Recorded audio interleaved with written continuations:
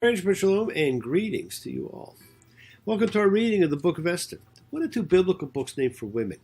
The other is the book of Ruth. Now, both are extremely powerful stories of love and spirit. Whether the story is true or not does not matter. It symbolizes the unconquerable soul and spirit of a people who cannot be destroyed. And it reminds us that we never know what's going to happen and that the unexpected can be around any corner. Now, we are all descendants of that people who have wrestled with God but still hold fast to the belief in a higher power. Now, many of the characters in this story are historic characters, and like most ancient stories, it's part fable, part history. And I love when history comes alive. Now, it takes place shortly after the story of the 300 Spartans took place. It's a miracle story. We all love miracles. And this one occurred over 300 years before the miracle festival we celebrate each year, the miracle of Hanukkah, or rededication. So it's a pretty old story. Now, the megillah Esther, book of Esther, became the last of the official 24 books of the Hebrew Bible to be canonized by the sages of the Great Assembly. Now, that was a holy council of about 120 scribes, sages, prophets, who lived between the Second Temple period through to the Hellenistic period, and it was comprised of some pretty famous people. Zechariah, Ezra, the great editor, Daniel, Nehemiah, Zerubbabel, the rebuilder of the temple, kind of like a who's who of Second Temple biblical lore. And while we do not know for certain, it is believed that it was they who introduced the Feast of Purim to the established holy days of the calendar. Now remember, these events happened hundreds of years subsequent to the writing of the Torah. So the holidays were already set. Now, according to the Talmud, this book was a rededication or edit of an original text by Mordechai, one of the actual participants.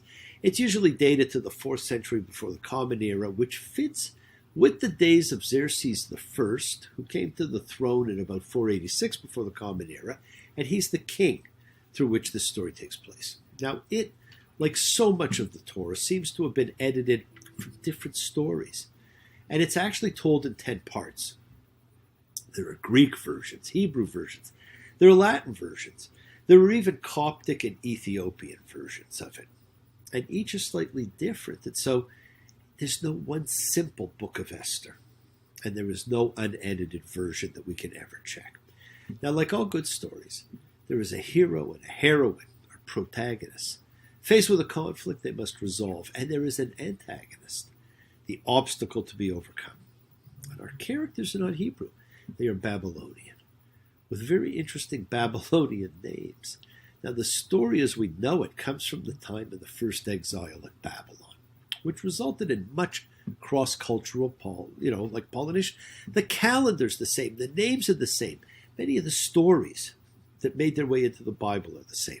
And the people would have been familiar with all of this. And because this was a story believed to have been written by one of the actual participants, Mordechai, there was a rabbinic determination that everyone is obligated to listen to a live reading of the megillah on Purim. Now, some do, most do not. It's read in Hebrew. Some understand it, but most do not. Now, we have since discovered that many ancient texts were authored by people using pseudonyms to add credence to their authenticity. Now, this story is so great that it really doesn't matter. It doesn't matter if it was the actual Mordechai or another Mordechai or somebody just using the name.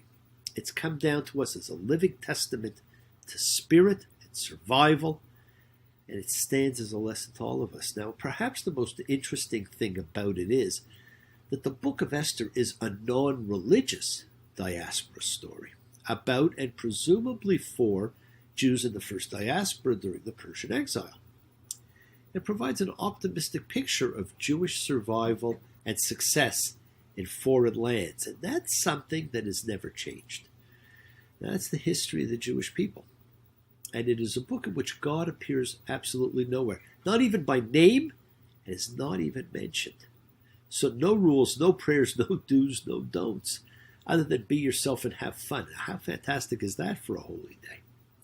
And even though you're to be yourself, you dress in costume, because one of the morals of the story is nothing is as it seems.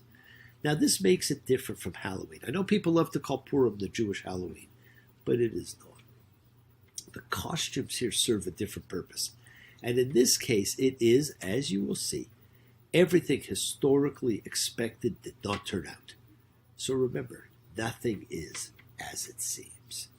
Now, there's certain things that stand out in this story. The names of the protagonists in particular, Mordechai and Esther.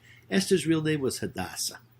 This was changed to Ishtar, the queen of the gods of Babylon, a name which everybody would be familiar with. And that translates as Esther. And her uncle or guardian, depending on how you read it, Mordechai, which comes from two words, Marduk, who was king of the gods, and Chai, or Kai, breath, which was a Hebrew emanation of the name for God. So Marduk Kai became Mordechai, and that may be the only actual reference to God in this entire book, if you take it that way. Now, my translation is pretty well stuck to the original meaning of the words, more than taking any pure poetic license like most do. But I've made some minor changes, and I will put the occasional comment in. There are plenty of translations available should you wish one, and I do encourage everybody to go at some point in their lives and listen to a reading in the synagogue where the cantillation is a language unto itself. The ritual chanting of biblical Hebrew is music, and it is magical. It was used to help distinguish meaning and to add to the ritual. But you do not have to understand to simply sit back and enjoy as you would any symphony, except this is a symphony of words, feelings, and dreams of hope. So sit back and enjoy the whole megillah. Now, originally that was a word for scroll or book, but generally now it's considered a long, boring story, but not in this case, not so boring at all. This is a story that has some interesting twists and very fascinating characters. It's the story of bravery. It's the story of the first two great biblical women, each for different reasons. And remember, my friends, this is the time to let you be free to be you. Be congruent, be mindful, be conscious. Be yourself 24 hours a day. So no matter who you are, what you believe, it's not hard to understand that love, faith, strength, desire will all overcome any adversity. And my friends, never give up hope. When you're weary, feeling small, when tears are in your eyes, I will dry them all. I'm on your side. When times get rough and friends just can't be found, like a bridge over troubled water, I will lay me down like a bridge over troubled water. I will lay me down. Now there's a song that really screams hope for everybody who's ever listened to it. And we're going to listen to the story of the holiday that came from dice. Purim, the lot-casting genocide that did not take place. Baruch atah Adonai, Eloheinu melech haolam, asher kitshanu b'mitzvotav v'tzivanu el mira megillah.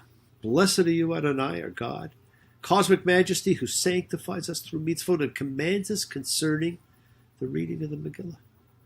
V'hayi b'mi asher charos, hu asher charos, hamolach, v'hadu v'ad kush. It came to pass in the days of Ahasuerus, who we'll simply refer to from this point on as Xerxes, the same Xerxes who ruled from Hodu to Kush, or India to Ethiopia, 127 provinces. Now, this is a huge empire, which within about 100 years, Alexander the Great would conquer and expand.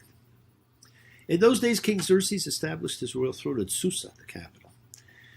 The third year of his reign, He made a feast for all of his ministers and servants, the army of Persia and Media, the nobles and all the ministers of the provinces in his service. For 180 days he displayed the glorious wealth of his kingdom and the splendorous beauty of his majesty. When these days came to an end, the king made a 7-day feast in the courtyard of his palace garden for everyone in Susa, noblemen and commoner alike, for all were treated equally. How good is that? There were hangings of white, green, and blue, held by cords of linen and purple to silver rods and marble pillows. There were couches of gold and silver on a floor of alabaster and marble, arranged in patterns of rows and circles. Drinks were served in golden vessels, each of a different design. The royal wine was in abundance, as befitting the king. The drinking was done according to the edict without limit, because the king ordered all the stewards of his household to comply with each man's wish. Queen Vashti also made a feast for the women in the royal palace of the king. On the 7th day, when the king's heart was merry with wine, he ordered Mehuman, Bizita, Shavrona, Bigta, Avagata, Zeter, and Chakras, the 7 supervisors who attended the king, to bring Queen Vashti, wearing only the royal crown, to show her beauty to the nations and ministers, for she was indeed beautiful. But Queen Vashti refused to appear, and the king grew furious, and his wrath seethed within him. Now notice, my friends, we actually see Queen Vashti as beautiful and headstrong, independent, willful. She is more the feminine equal than any other biblical character. She might very well be the first feminist. And as you get to know Esther, you see the marked contrast. Esther was demure and submissive, obedient and docile. She ended up epitomizing the perfect queen. Now, how interesting that she, and not Vashti, is the hero of the story. What does that say about the role of women for thousands of years to come? So anyhow, the king conferred with the sages, whose knowledge of the precedents, because it was the king's custom to confer with those who were versed in every law and statute, and those closest to him were Karshina, Shetar, Amata, Tarshish, Meres, Marsina, and Mamuchin. These were 7 ministers of Persia and Media, who had access to the king and ranked highest in his kingdom. And he asked them, by law, what should be done with Queen Vashti for failing to obey my order? Mamuchin declared before the king and the ministers, it's not against the king alone that the Queen Vashti has sinned, but against all the ministers and all the nations in all the provinces of King Xerxes. For word of the queen's deed will reach all women, and it will belittle their husbands in their eyes, for they will say, King Xerxes commanded Queen Vashti be brought before him, yet she did not come. This very day, the noble women of Persia and Media, who have heard of the queen's deed, will repeat it to all the king's nobles, and there will be much disgrace and anger. If it please the king, let a royal edict be issued by him, and let it be written into the laws of Persia and Media, and let it be never revoked, that Queen Vashti may never again appear before King Xerxes, and let the king confer her royal title upon another woman who is better than she. And the king's decree, which he shall proclaim, will be heard throughout his kingdom, for it is indeed significant, and all the women will respect their husbands, noblemen and commoner alike. Hey, there was no Me Too movement back then. Now, the idea pleased the king and the ministers, and the king did as Mamuchin had advised. So he sent letters to all the provinces, each written in the language of the province, and that is pretty amazing, honoring the languages of the province and also ensuring there were no mistakes, because the language would be understood, saying, every man shall be master in his home, and that everyone in the household should speak the language of his nation. That's very important. Now, after these events, when King Xerxes' wrath had abated, he remembered Vashti and what she had done, and what happened with her. So the king's attendants advised, let beautiful virgin girls be sought for the king, and let the king appoint officers in all the provinces of his kingdom. Let them gather every beautiful virgin girl to Susa, the capital, to the harem, under the charge of Haggai, the king's eunuch, custodian of the women. Let their cosmetics be provided. Then let the girl who finds favor in the king's eyes become the queen in Vashti's place. Now the plan pleased the king, and he acted accordingly. There was a Jewish man in Susa whose name was Mordechai, son of Yair, son of Shimli, son of Kish, a Benjaminite, who had been exiled from Jerusalem with those who had been exiled long ago, with Jehoiakim, king of Judah, whom Nebuchadnezzar, king of Babylon, had sent into exile. He had raised his cousin Hadassah, also called Esther, after her parents died. Now, Hadassah means myrtle. And a myrtle tree was a special tree because biblical righteous men were likened to trees and therefore were called myrtles. The girl was shapely and beautiful. And when her father and mother died, Mordechai adopted her as his daughter. Now, when the king's order and edict became known and many girls were gathered to Susa, the capital, under the charge of Haggai, Esther was also taken to the palace under the eunuch's charge. The girl found favor in his eyes and won his kindness, so that he hurried to provide her with cosmetics and meals and 7 maids that were to be given to her from the palace. He also transferred her and her maids to the best rooms in the harem. Now, during this entire time, Esther did not divulge her race or ancestry, for Mordechai had instructed her not to tell. Every day, Mordechai would walk down in front of the harem courtyard to find out how Esther was faring and what was happening with her. Now, when each girl's turn came to go to the King Xerxes, after undergoing the prescribed 12-month preparation for women, 6 months with oil of myrrh and 6 months with perfumes and women's cosmetics, that particular girl would be provided with whatever she requested to accompany her from the harem to the palace. In the evening, she would go to the king, and in the morning she would return to the second harem under the charge of the custodian and the concubines. She would not go to the king again unless the king desired her, whereupon she would be summoned by name. When the time came for Esther, daughter of Abihail, the uncle of Mordechai, who had taken her as his daughter, to go to the king, she did not ask for a thing other than that which Haggai, the king's eunuch, custodian of the women, had told her to take. And Esther found favor in the eyes of all who saw her. Esther was taken to King Xerxes to his palace in the 10th month, which is the month of Tevet, in the 7th year of his reign. Now remember, this story begins in the 3rd year of his reign. So here we are 4 years after Vashti's exile. He's taking his time in finding a replacement wife. Now the king loved Esther more than all the women, and she won his favor and kindness more than all the other virgins. And so he placed the royal crown on her head and made her queen in Vashti's stead. Now in ancient times, in many places, royalty assumed different names upon ascending the throne. We do not know if Esther, Ishtar, was already her name or whether it was a queen name, and we will probably never know the answer to that one, my friends. Then the king made a grand feast for all his ministers and servants called the Feast of Esther, and he lowered the taxes for the provinces and gave out royal gifts. And when the virgins were gathered a second time, Mordechai was appointed to sit at the king's gate. Esther would still not divulge her ancestry or race as Mordechai had instructed her. Indeed, Esther followed Mordechai's instructions just as she had done while under his care. One day, while Mordechai sat at the king's gate, Bigtan and Teresh, 2 of the king's supervisors from the threshold guards, became very angry and planned to assassinate King Xerxes. The matter became known to Mordechai, and he informed Queen Esther. Esther then informed the king of it in Mordechai's name.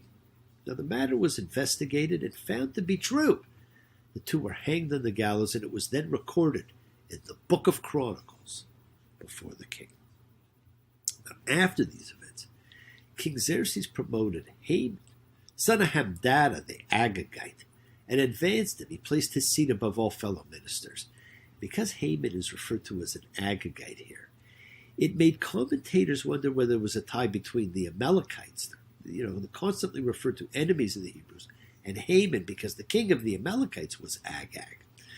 Right? Now, all the king's servants at the king's gate kneeled and bowed before Haman, for so had the king commanded concerning him. But Mordechai would not kneel or bow. The king's servants at the gate said to Mordechai, "Why do you disobey the king's command?" Day after day they would say this to him, and he did not listen to them. So they informed Haman to see if Mordechai would stick to his guns, for he had told them he would never bow. Now when Haman saw Mordechai would not kneel or bow before him, he was filled with anger. But he thought it distasteful to kill only Mordecai. For once they informed him of Mordecai's nationality, Haman sought to annihilate all the Jews, Mordecai's people, throughout Xerxes' entire kingdom. Now the first month, which is the month of Nisan, in the 12th year of King Xerxes' reign, a pur, which is a lot, was cast before Haman for every day and every month. And it fell on the 12th month, which is the month of Adar, right, the month of Pisces. Haman said to King Xerxes, "There is one nation scattered, dispersed among the nations throughout the provinces of your kingdom, whose laws are unlike any other nation, and who do not obey the laws of the king. It is not the king's interest to tolerate them. If it please the king, let an edict be issued for their destruction, and I will pay 10,000 silver talents to the executors to be deposited in the king's treasuries." Well, the king removed his signet ring from his hand, gave it to Haman, son of Hamdan the Agagite, persecutor of the Jews. The king said to Haman, "The money is yours to keep.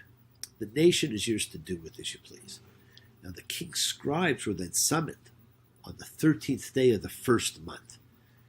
And all that Haman commanded to the king's governors and to the nobles of each nation was written to each province according to its alphabet, and each nation according to its language. It was written in King Xerxes' name and sealed with the king's signet ring. Letters were sent with couriers to all the provinces of the king to annihilate, murder, and destroy all the Jews, young and old, children and women, on one day, the 13th day of the 12th month, which is the month of Adar, and to plunder their possessions. Now, copies of the edict were being proclaimed as law in every province, declaring that everyone should be ready for war that day. The couriers hurried out with the order of the king, and the law was proclaimed in Susa, the capital. Then the king and Haman sat down to drink while the city of Susa was in turmoil. Now, Mordecai knew all that had occurred. So Mordecai tore his clothes as if in mourning, and put on sackcloth and ash, and he went out into the city crying loudly and bitterly. He went up as far as the king's gate, for it was improper to enter the king's gate wearing sackcloth. And in every province, wherever the edict of the king and his law reached, there was great mourning among the Jews, with fasting, crying, and wailing. Sackcloth and ash were spread out for the masses. Esther's maids and attendants came. They told her about it, and the queen was terrified. She sent garments with which to dress Mordecai so that he would remove his sackcloth from upon him, but he did not accept them. Esther summoned Hathach, one of the king's chamberlains whom he had placed in her service. She commanded him go to Mordecai to find out the meaning of this and what it was about. Hathach went out to Mordecai, to the city square that was in front of the king's gate, and Mordecai told him about all that had happened, and about the sum of money that Haman had promised to pay to the king's treasuries for the right to destroy the Jews. He also gave him a copy of the law that was proclaimed in Susa, calling for their annihilation, to show Esther, to tell her about it, and to instruct her to go to the king and to beseech him and to plead with him on behalf of her nation. Hathach went, relayed the words of Mordecai to Esther. Esther told Hathach to tell Mordecai, "All the king's servants and the people of the king's provinces know that any man or woman who goes to the king and enters the inner courtyard without being summoned faces execution, unless the king extends his golden scepter, granting them life. And I have not been summoned to come to the king for 30 days now." Well, they relayed Esther's words to Mordecai, and Mordecai said, "Go tell Esther, do not think that you will escape the fate of all the Jews by being in the king's palace. For if you will remain silent at this time, relief and salvation will come to the Jews from another source, and you and the house of your father will be lost. And who knows if it is not for just such a time that you reach this royal position." So friends, we have here quite the conundrum. It almost sounds like Mordecai's threatening her, telling her that she has to act or she will die. But it begs a greater question. How do we know our fate? How do we know what our role in life may be? How do we recognize it? How can you be sure? Well, you know what? You can't. But you must not be afraid to take a chance, to trust yourself. You've got to learn to start taking the leap of faith. Well, you're on your own. You always were, in a land of wolves and thieves. Don't put your hope in a godly man, or be a slave to what somebody else believes. Trust yourself. Trust yourself to do the things that only you know best. Trust yourself. Trust yourself to do what's right and not be second guessed. Trust yourself, my friends. Listen to that little voice inside of you. Well, Esther said, go and tell Mordecai, go and gather all the Jews who are in Susa, and fast for my sake. Do not eat, do not drink for 3 days, night and day. My maids and I shall also fast in the same way. Then I shall go to the king, though it is unlawful, and if I perish, I perish. Mordecai then left and did all that Esther instructed him. On the 3rd day, Esther donned garments of royalty and stood in the inner courtyard of the palace, facing the palace. The king was sitting on his royal throne in the palace, facing the palace entrance. When the king saw Queen Esther standing in the courtyard, she found favor in his eyes, and the king extended to Esther the golden scepter that was in his hand, and Esther approached and touched the tip of the scepter. The king said to her, what is it, Queen Esther? What is your request?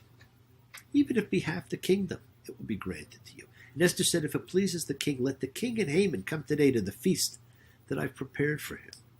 The king said, tell Haman to hurry and fulfill Esther's bidding. And the king and Haman came to the feast that Esther prepared. At the wine feast, the king said to Esther, what is your plea?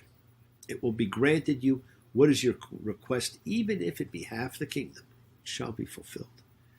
So Esther replied and said, my plea and my request, if I have found favor in the king's eyes, and if it please the king to grant my plea and fulfill my request, let the king and Haman come to the feast that I shall prepare for them, and tomorrow I shall fulfill the king's bidding and reveal my desire. That day Haman left happy and content. But when Haman saw Mordecai at the king's gate, and Mordecai neither rose nor trembled before him, Haman was filled with hate against Mordecai. Haman restrained himself and went to his house, and sent for his friends and his wife Zeresh. Haman told them of his glorious wealth and his many sons, and all about how the king had promoted and raised him above all the king's ministers and servants. Then Haman said, in addition, along with the king, Queen Esther invited only me to the feast that she prepared. Tomorrow also I am invited to her feast, along with the king. Yet all this is worthless to me whenever I see Mordecai the Jew sitting at the king's gate. Now, friends, this is really a warning about ego. He just can't get over it. His ego demands that everybody bows. Then his wife Zeresh and all his friends said to him, have gallows erected 50 cubits high, and tomorrow tell the king to have Mordecai hanged on it. Then you'll be able to go in good spirits with the king to the feast. Well, Haman was pleased with the idea, and he set about having the gallows erected. Well, that night, the king couldn't sleep, so he ordered that the book of records, the Chronicles, be brought to be read to him. It was found written that Mordecai had informed on Bigtan and Teresh, 2 of the king's chamberlains from the threshold guards, who had planned to assassinate King Xerxes.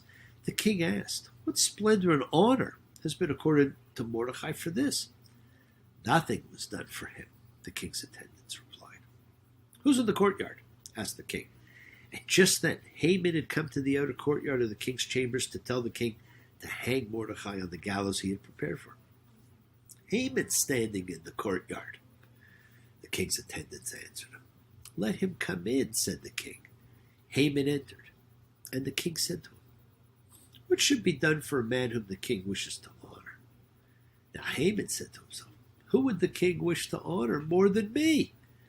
Again, my friends, ego leads to jumping to conclusions, and we're all pretty good at that. More often seen when we're talking to people. Notice how often you jump to a conclusion of what somebody is saying rather than waiting and listening to them. We love to jump. So Haman said to the king, for a man whom the king wishes to honor, let the king bring a royal garment that the king has worn, and a horse upon which the king is ridden, and upon whose head the royal crown has been placed.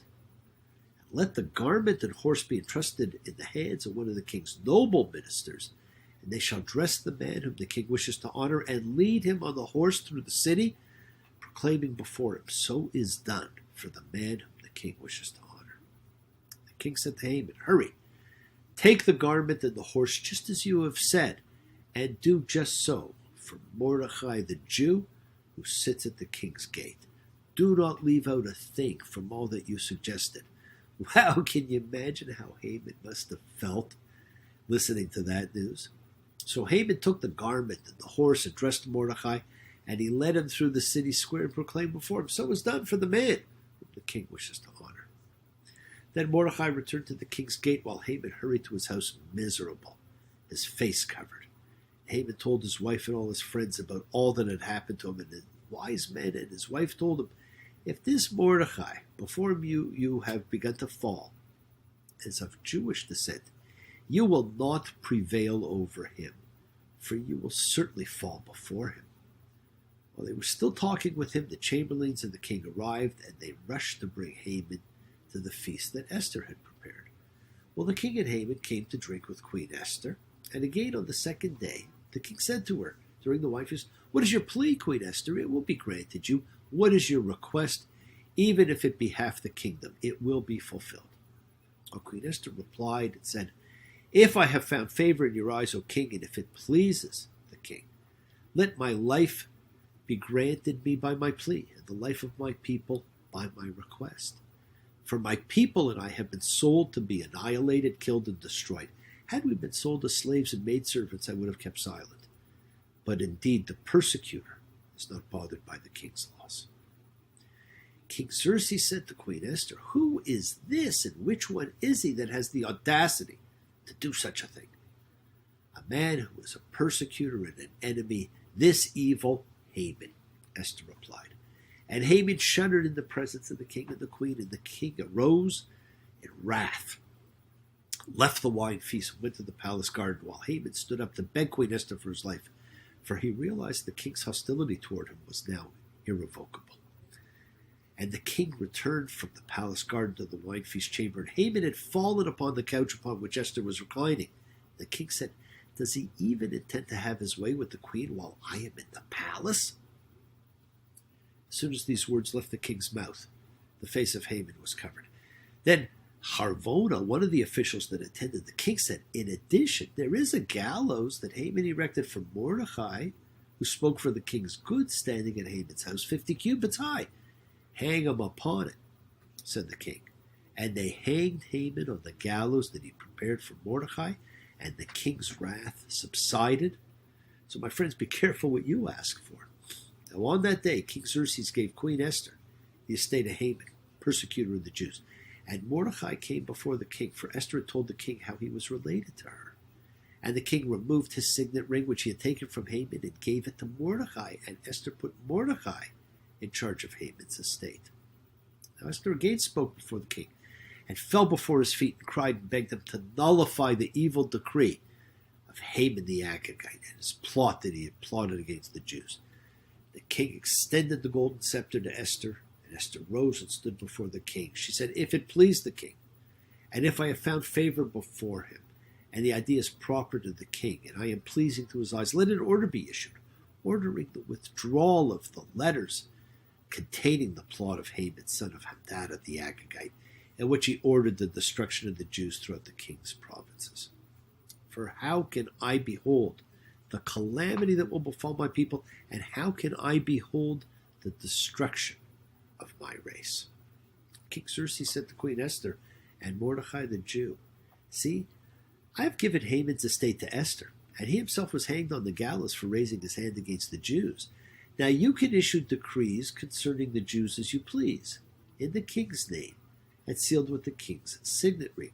For an edict written in the king's name and sealed with the king's signet ring cannot be withdrawn." Now it's an interesting situation, my friends. The existing executive order can't be canceled.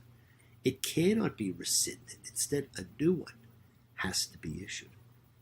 So the king's scribes were then summoned in the 3rd month, which is the month of Sivan, on his 23rd day. And an edict was written according to all that Mordecai instructed the Jews, the satraps, the governors, and the nobles of the provinces, from India to Ethiopia, 127 provinces, each province according to its alphabet, and to each nation according to its language, and to the laws therein, and to the Jews according to their scripted language. He wrote it in King Xerxes' name and sealed it with the king's signet ring. He sent the letters by couriers on horseback and riding mules, bred of mares from the king's stable. So what he did was he had this written in all the languages and with the legalese of each of these provinces and sent it to them. And it says, the king had allowed the Jews of every city to gather and stand up for their lives, to annihilate, kill, and destroy every army of any nation or province that might attack them, including their children and women, and to plunder their possessions. Now, on one day in the provinces of King Xerxes, on the 13th of the 12th month, which is the month of Adar, okay, and again, everybody says, well, why not simply issue a new order that the Jews were to be left alone? And it's all because of this they can't rescind an order. Copies of the edict were sent to be proclaimed as law in every province, clearly to all the nations, so that the Jews would be ready for that day to take revenge upon their enemies.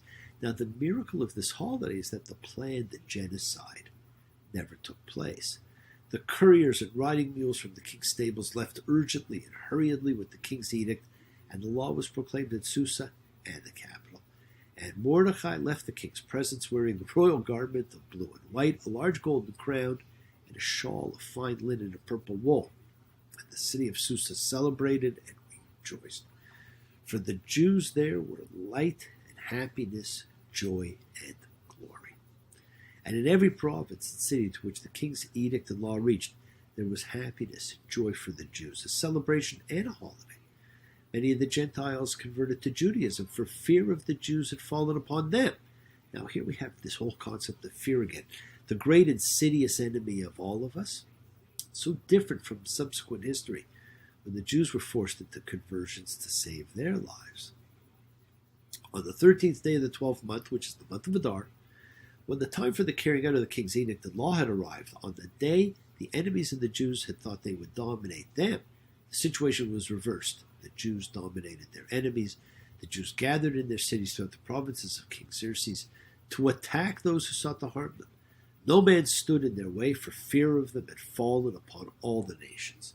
And all the ministers of the provinces, the satraps, the governors, and the king's functionaries honored the Jews, for fear of Mordecai had fallen upon them all. Now notice how fear keeps coming into play here. The great enemy of mankind, my friends. An underlying theme throughout the entire Bible. When Mordecai was prominent in the king's palace, his fame was spreading throughout all the provinces, for Mordecai was growing in power. And the Jews struck at all their enemies with the sword, killing and destroying, and they did with their enemies as they pleased. Now, in Susa, the capital, the Jews killed and destroyed 500 men. And they killed the 10 sons of Haman, son of Hamdan, a persecutor of the Jews. They took none of the spoils. That day the number of killed in Susa, the capital, was relayed to the king. The king said to Queen Esther, in Susa, the capital, the Jews killed and destroyed 500 men, and the 10 sons of Haman. What have they done in other provinces of the king? What is your plea? It will be granted you. What is your additional request? It will be fulfilled. Well, Esther replied, if it pleases the king, let the Jews of Susa be allowed to do tomorrow what was lawful today, and let the 10 sons of Haman be hanged on the gallows. But of course they already were. The king ordered this done, and the law was proclaimed in Susa, and the 10 sons of Haman were hanged. Now it's a bit of a repetition, but it's okay. So the Jews of Susa gathered again on the 14th day of the month of Adar, and killed 300 men in Susa, but took none of the spoils. And the rest of the Jews of the king's provinces gathered, stood up for their lives to relieve themselves of their enemies, and killed 75,000 of their foes, but took none of the spoils. Now this is the shocking part of the story. What a terrible waste of life. 75,000 people. They fought on the 13th day of the month of Adar, and they rested on the 14th day, and made it a day of feasting and rejoicing. And the Jews of Susa gathered on the 13th and 14th of Adar, and rested on the 15th, and made it a day of fasting and rejoicing. Thus the village Jews, those who live in unwalled cities, make the 14th day of the month of Adar a holiday, a day of feasting, rejoicing, sending portions of food to one another. Now Mordecai recorded these events and sent letters to all the Jews living throughout the provinces of King Xerxes, near and far, instructing them to obligate themselves to celebrate annually the 14th and 15th days of the month of Adar, like the days upon which the Jews were relieved of their enemies, and the month with which had been transformed for them from one of sorrow to one of joy, from mourning to festivity, to make them days of feasting, rejoicing, sending food to one another, giving gifts to the poor. The Jews accepted as an obligation that which they had begun to observe, and that which Mordecai had written to them. For Haman, son of Hamdan the Agagite, persecutor of the Jews, plotted against the Jews to destroy them, and he cast the poor, which is a lot, to shatter them, to destroy them. But when Esther came before the king ordered letters to be written to the effect that Haman's evil plot against the Jews be returned upon his own head, and he and his sons were hanged upon the gallows. For this did they call these days Purim, after the poor, because of all the events of this letter, which explains what happened to them and why they saw fit to establish the holiday. The Jews established and accepted upon themselves and upon their descendants and upon all who might convert to their faith to annually celebrate these 2 days in the manner described here, on their proper dates, never to be abolished. And these days are commemorated and celebrated in every generation by every family, in every province, and in every city. And these days of Purim will never pass from among the Jews, nor shall their memory depart from the descendants. Queen Esther, daughter of Avichail, and Mordecai the Jew, wrote about the enormity of all the miracles to establish the holiday with this second Purim letter, and he sent letters to all the Jews to the 127 provinces of Xerxes' kingdom, words of peace and of truth, instructing them to observe these days of Purim on their proper dates in the manner established for them by Mordecai the Jew and Queen Esther, just as they had accepted upon themselves and upon their descendants the observance of the fasts and lamentations. And at the behest of Esther, confirmed the observance of these Purim days, and the story was included in Scripture. King Xerxes levied a tax upon the mainland and the islands of the sea, and the entire history of his power and strength, an account of Mordecai's greatness, whom the king had promoted, are recorded in the book of Chronicles of the kings of Media and Persia. For Mordecai the Jew, a leader to the Jews and loved by many of his brethren, was second to King Xerxes. He sought the welfare of his people and spoke peace for all their descendants. Now, what a great story that is, my friends. It's a story of karma, of fear, of faith, of belief, of bravery, and of loss. It is the story of and the celebration of the great female who demonstrated strength through vulnerability. It is the shining ray of hope that things will work out, that someone somewhere is listening. And I want to thank you, friends, for listening to this whole megillah. Now, bless you all. Have a great week. Honor the miracles in your life. And be prepared to take the leap of faith that you create. Thank you. Have a great day.